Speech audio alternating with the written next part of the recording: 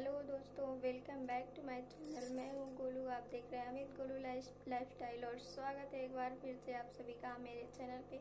Friends, आज मैं लेकर आई हूँ आप लोगों के लिए एक ऐसा इंटरेस्टिंग एंड इंफॉर्मेटिव वीडियो जो कि बना हुआ है रीति रिवाज एंड साइंस का। इन रीति रिवाजों के पीछे क्या कहना है, इसका क्या बैलेंस है।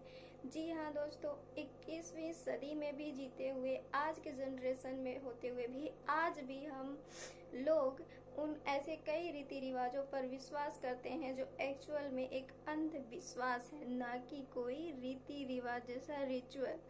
तो फ्रेंड्स, वीडियो को आगे ले चलते हैं और जानते हैं कि कौन कौन से वो रीति रिवाज हैं जो कि एक अंधविश्वास है और उन अंधविश्वास के पीछे साइंस क्या कहता है।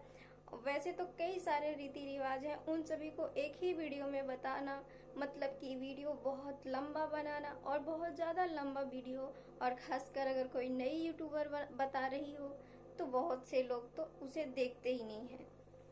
इसलिए मैं इस रीति रिवाज पर 2 पार्ट में वीडियो डिवाइड करके बनाऊंगी और ये है पार्ट नंबर 1। चलिए वीडियो को लेकर चलते हैं आगे। तो जो पहला रीति रिवाज है, एक्चुअली में वो एक ऐसा अंधविश्वास है जिसे आज भी हम सब मानते हैं। तो वो क्या है फ्रेंड्स? वो है कि रात को पीपल के पेड़ के पास मत सोना। क्यों? हो, वहाँ पे चुड़ैल आती है। लेकिन फ्रेंड्स, ऐसा कुछ नहीं होता। आप बताइए, अगर पीपल के पेड़ के पास रात को चुड़ैल आती है तो फिर वो रात को ही क्यों आती है, और रात को ही वो हमें क्यों मारने निकलेगी? क्योंकि रात को हमें डर लगता है, और ये डर ही सबसे बड़ा रीजन है अंधविश्वास को फैलाने का, उसे मान लेने का। इसके पीछे वैज्ञानिक रीजन ये है कि रात को पीपल ही नहीं बल्कि किसी भी पेड़ के नीचे नहीं जाना चाहिए, वहाँ पे नहीं सोना चाहिए, क्योंकि हर पेड़ दिन में जब फोटोसिंथेटिक करता है तो वो भारी मात्रा में ऑक्सीजन रिलीज करता है, और वही पेड़ जब रात को विदाउट सनलाइट, मेरा मतलब है सूर्य के प्रकाश के बिना, तो वो फोटोसिंथेटिक नहीं कर सकता, और उसे तब भी तो सांस लेने की आवश्यकता है। इसलिए वो जो ऑक्सीजन दिन के टाइम भारी मात्रा में रिलीज करता है, रात के टाइम पेड़ वही ऑक्सीजन अवशोषित करते हैं, और भारी मात्रा में वो रात के टाइम रिलीज करते हैं CO2, मतलब कार्बन डाइऑक्साइड, जो हमारी सेहत के लिए बहुत ही खतरनाक गैस है। इसलिए रात में किसी भी पेड़ के नीचे नहीं सोना चाहिए। और रहा सवाल पीपल के पेड़ का, तो आप सभी जानते हैं पीपल का पेड़ बहुत ही विशालकाय और बड़ा पेड़ होता है, इसलिए वो बहुत ज्यादा मात्रा में CO2 रिलीज करता है रात को, और रात के टाइम उसके नीचे सोना खतरनाक साबित हो सकता है। कई बार तो कई लोगों की जान भी चली जाती है। और हमारे पूर्वज बहुत ही इंटेलिजेंट तो होते थे, मगर वो लोग उस समय विज्ञान और विज्ञान जैसी चीजों पर बिल्कुल विश्वास नहीं करते थे।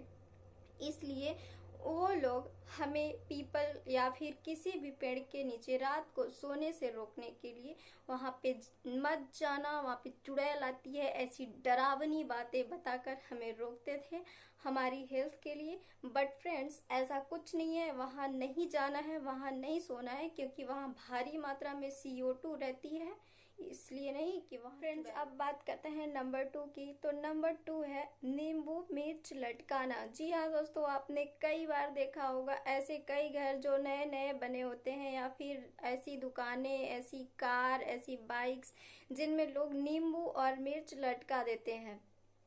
इसके पीछे का एक एक्चुअल रीजन वो लोग ये मानते हैं कि ऐसा करने से उनके नए नए घर में कोई बुरी नजर नहीं लगाएगा, उनकी दुकान पे कोई बुरी नजर नहीं लगाएगा, इसलिए वो ऐसा करते हैं। लेकिन अगर इसके बारे में ज्यादा अंतर तक जाएंगे तो आपको ये कहानी तो सुनने को मिली होगी कि माता लक्ष्मी जी 2 बहनें थीं, और उनकी दूसरी बहन का नाम माँ अलक्ष्मी है, और अलक्ष्मी जी को दरिद्रता की जिम्मेदारी दी गई है। मतलब अलक्ष्मी जिसके घर जाएंगी वो दरिद्रता का शिकार बन जाएगा।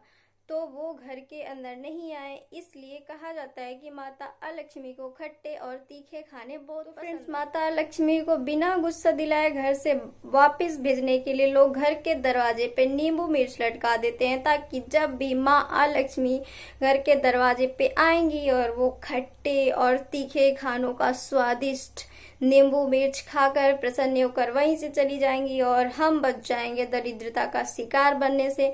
बट इसके पीछे कोई साइंटिफिक रीजन क्या है? अगर साइंटिफिक रीजन की बात करें तो फ्रेंड्स, पुराने जमाने में जब लोग गाड़ियां नहीं थी, तो जब एक जगह से दूसरी जगह उनको जाना होता था तो वो मोस्टली या तो पैदल या फिर बैलगाड़ी से जाते थे। और उस टाइम वो अपने साथ नींबू और मिर्च लेकर जाते थे, क्योंकि नींबू को एक बहुत अच्छा हाइड्रेटिंग एजेंट माना जाता है। नींबू को पानी में मिलाकर पीने से हमें एनर्जी महसूस होती है और इसलिए वो अपने लंबे सफर को तय करने के लिए अपने साथ नींबू लेकर जाते थे।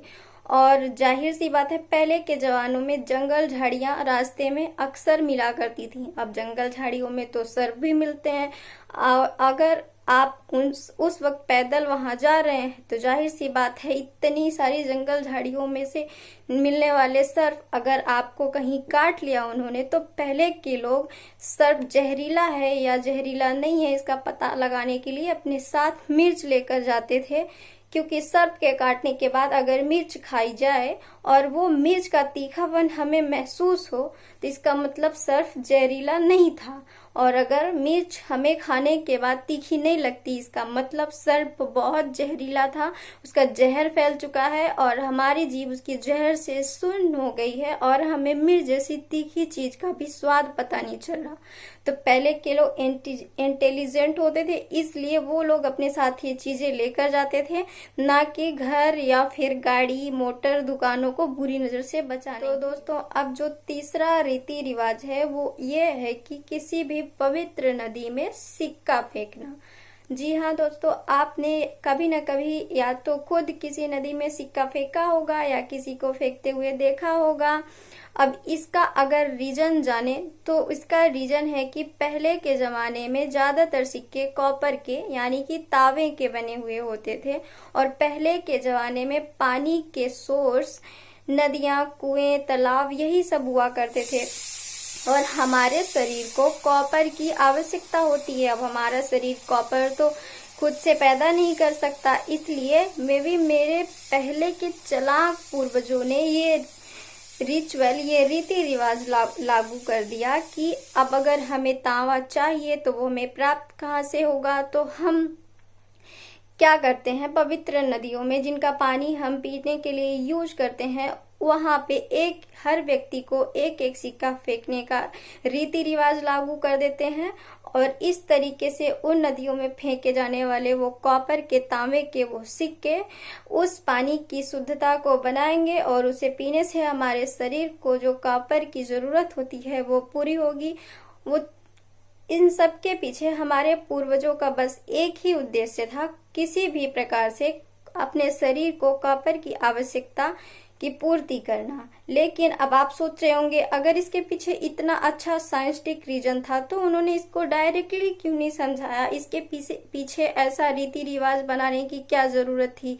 तो दोस्तों, उस टाइम पे ज्यादातर लोग भगवान पर विश्वास करते थे, विज्ञान जैसी चीजों पे उन्हें विश्वास नहीं होता था। और अगर आप किसी को ऐसी बातें मानने के लिए कहेंगे जिस पर उसको विश्वास ही नहीं है तो वो कैसे मानेगा। इसलिए पहले के लोग ऐसे रीति रिवाज बना देते थे कि ऐसा करने से भगवान खुश हो जाएंगे, नदियों में सिक्का फेंकने से जो नदियां देवी माँ का रूप है वो देवी माँ खुश हो जाएंगी, और लोग आसानी से वो बातें मान लेते थे और ऐसा करते थे।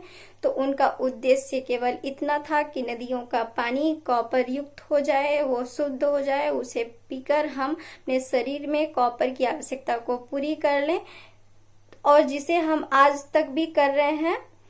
तो क्या आ जाता है फ्रेंड्स, एक सिक्का ही तो फेंकना है। चलो कंटिन्यू करते हैं। अब बात करते हैं अगले रीति रिवाज की, और वो है काले टीके से नजर उतारना। अब दोस्तों, इंडियन रीति रिवाज का क्या कहना, और हमारी लाडली प्यारी जो माएँ होती हैं वो अपने बच्चों को इतना प्यार करती हैं कि कि अपने बच्चे के प्यार में उन्हें हमेशा ये चिंता सताती रहती है कि कहीं हमारे बच्चे को किसी की बुरी नज़र ना लग जाए, कहीं हमारा बच्चा उसकी बुरी नज़र से बीमार ना हो जाए। और उनका ये मानना रहता है कि अगर हम अपने सुंदर से प्यारे से बच्चे को एक काला टीका लगा देंगे तो उसकी सुंदरता कुछ हद तक कम हो जाएगी, और जब वो कम सुंदर दिखेगा तो उसे लोगों की नज़रें नहीं लगेंगी। बट मेरा मानना है दोस्तों, नज़र लगने जैसी कोई चीज़ नहीं होती, और अगर एक छोटा सा काला टीका लगा देने से बच्चे की सुंदरता कम होने लगे तो फिर एक टीका क्यों, उसके सारे चेहरे पे टीके टीके लगा दो, उसकी सुंदरता कम हो जाए और उसे किसी की भी नजर ना लगे। लेकिन मुझे एक काला टीका लगाया हुआ बच्चा तो पहले से भी और ज्यादा प्यारा लगता है। आप लोग भी कमेंट बॉक्स में जरूर बताइएगा कि क्या काला टीका लगाया हुआ बच्चा कुरूप दिखता है या वो और सुंदर दिखता है। इस वीडियो में बस इतना ही, इसका पार्ट 2 भी मैं ज़रूर बनाऊंगी। तब तक के लिए आप लोग खुश रहिए और प्लीज़ कमेंट में ज़रूर बताइएगा वीडियो कैसा लगा, अच्छा लगा, पार्ट 2 देखना है या नहीं देखना है। एंड मैंने जो रीति रिवाज की लिस्ट बनाकर इन पे साइंटिफिक रीज़न बताने की कोशिश की है वो कैसी रही। प्लीज़ वीडियो को लाइक करना और शेयर करना मत भूलिएगा। मेरे सपोर्ट के लिए मेरे चैनल को सब्सक्राइब जरूर कीजिएगा। तब तक के लिए बाय बाय दोस्तों।